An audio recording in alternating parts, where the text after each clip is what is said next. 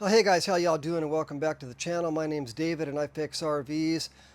And today I'm doing an update video on this Dewalt power stack battery that I said I was going to be purchasing to put inside of the 12 volt power station that I'm in the process of building. Let's get started.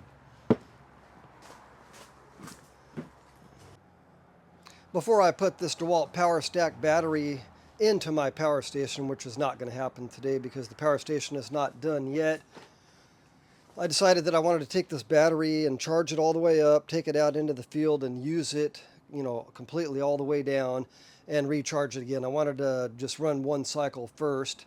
So I took this battery to work with me, and when I went to work, I wasn't doing RV repair. I was working on a residential electrical job that day. Some of you guys might not know that I'm also a journeyman electrician. I worked in residential wiring for over 20 years, close to 25 years. But anyways, I had somebody who had purchased a house. The house was inspected and it had multiple inspection corrections that needed to be done. Pages of corrections. In fact, I've spent about 3 days there already. The last time I went there was the day after I bought this DeWalt power stack, and I took this battery to work with me. And with this long drill bit, I spent a couple hours up in the attic drilling holes down through top plates into joist bays, to get wires down from the attic with this one battery. I never swapped batteries. Spent a couple hours doing that. When I finished up in the attic, there was even one time where I was trying to drill down into a stud bay, and I hit wood, and I literally drilled until this drill bit was completely buried, and it never slowed down.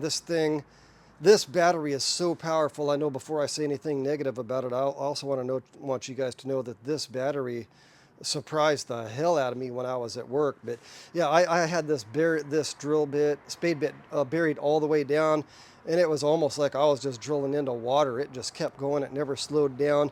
If I put one of these 4 amp hour or 5 amp hour batteries on here, I've done that before, and when it gets towards the end, it slows down where it's just going to ring, ring, ring, ring, and it might even stop completely, but this thing powered through it. I can't even begin to tell you how impressed I am with the capacity inside of this battery. Okay, when I came out of the attic, I used this flashlight here. I put the power stack onto my flashlight. It was on here for at least an hour while I was working on rewiring 3-way switches that a homeowner had touched, and some of the switches were wired wrong. Some switches were just bad altogether.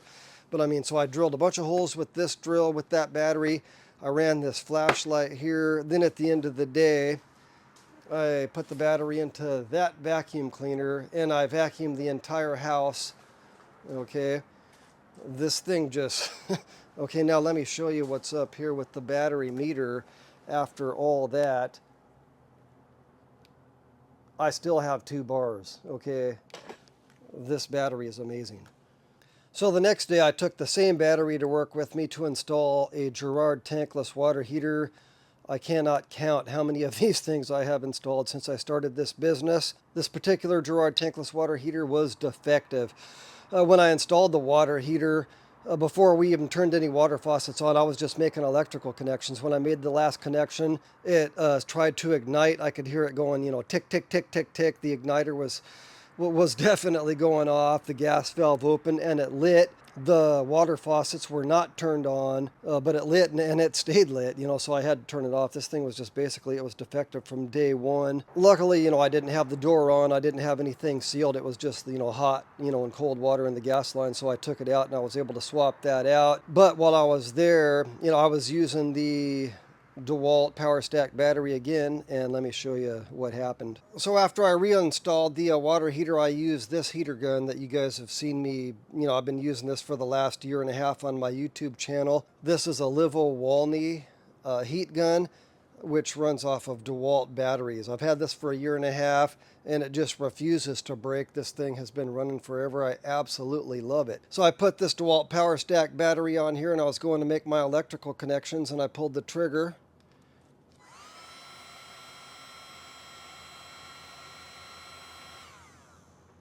And it shuts off after about 4 to 5 seconds.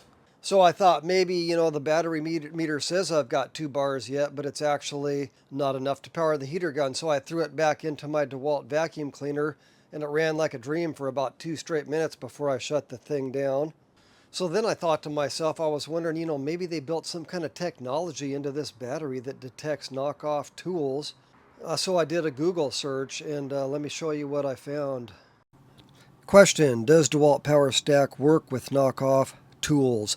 AI overview answer: no, a Dewalt Power Stack battery will not work correctly with a knockoff tool. And down at the bottom you can see that this was an intentional design. In my next video, this power station will actually finally be finished. I've been pretty busy lately. My phone has still been off the hook for some reason. The summer rush is refusing to come to an end. The only thing that I've actually done to this box since you guys last watched is I've installed this positive terminal. I still need to install this negative terminal. My volt amp meter, and a switch which is going to turn on this positive battery terminal. And if you didn't watch the first video, just so you know what's going on here, what I've got inside this box is I've got 2 Dewalt mounts so I can slide batteries onto both of these. You can buy these on Amazon. These come as a kit with these 2 converters. This is all, it's all one piece. So I've got 2 of them inside the box. I've got one that powers one switch on one side. I've got a switch here and I've got a switch over there, and each switch turns these outlets on. And when you buy these converters, there's 4 wires. You've got a black and a red for your positive and negative going in from the batteries. And then you have a black and a yellow going out. That's your load. Your line coming in from the battery is 20 volts, and then the load coming off of these converters is 12 volts. It's actually about 12.25, or that's about what I was getting the last time I measured it. And so what I did from there is I took the yellow wires, tied them into Wagos, and I ran a Wago to the switch. Each converter has its own switch, so you turn the switch on, the switch turns the outlet on right below. It's pretty simple. Alright guys, thanks for watching this update video. I hope you enjoyed it, and I also hope to see you next time.